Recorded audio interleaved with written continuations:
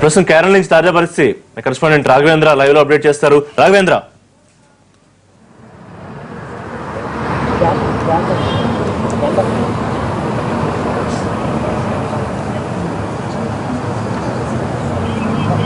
కేరళ రాష్ట్ర అసెంబ్లీ ఎన్నికల్లో ఎల్డీఎఫ్ కూటమి గెలుపు దిశగా ముందుకు సాగుతుంది. ఇప్పటివరకు 140 అసెంబ్లీ స్థానాలున్న రాష్ట్ర అసెంబ్లీకి సంబంధించి 85 స్థానాల్లో స్పష్టంగా ఆధిక్యతతో ముందుకు దూసుకుపోతుంది.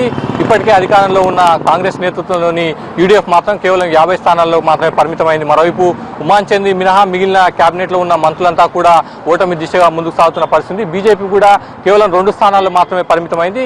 ఎగ్జిట్ పోల్ సర్వేలు చెప్పినట్టుగా సిపిఎం నేతృత్వంలోని ఎల్డీఎఫ్ పార్టీ ఖచ్చితంగా అధికారంలోకి రాబోతుంది.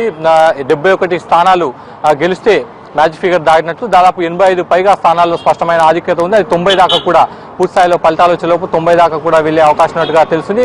మొత్తం మీద ఎల్డీఎఫ్ అభ్యర్థులంతా కూడా భారీ ఆధిక్యంతో ముందుకు సాగుతున్న పరిస్థితి. ఇప్పటివరకు వస్తున్న లీడ్స్ ప్రకారం చూస్తే దాదాపు 50 పైగా స్థానాల్లో భారీ ఆధిక్యతతో ఉన్నారు. మరో 30 పైగా స్థానాల్లో స్వల్ప ఆధిక్యతతో ముందుకు సాగుతున్న పరిస్థితి. మొత్తంగా చూస్తే సిపిఎం నేతృత్వంలోని ఎల్డీఎఫ్ కూటమి అధికారంలోకి రాబోతుందన్న స్పష్టమైన ట్రెండ్స్ మనకు కనిపిస్తున్నాయి. 11 గంటల తర్వాత పూర్తి స్థాయిలో ఎల్డీఎఫ్ కూటమి ఎన్ని సీట్లు సాధించడానికి సంబంధించి క్లారిటీ వచ్చే అవకాశం ఉంది. అయితే యూడీఎఫ్ కాంగ్రెస్ నేతృత్వంలోని యూడీఎఫ్ 5 ఏళ్ల పాలనతో కేరళ ప్రజలు విసిగిపోయారన్న స్పష్టంగా ఈ ఫలితాలను బట్టి చూస్తే అర్థమవుతుంది. ట్రెండ్స్ బట్టి చూస్తే అర్థమవుతుంది.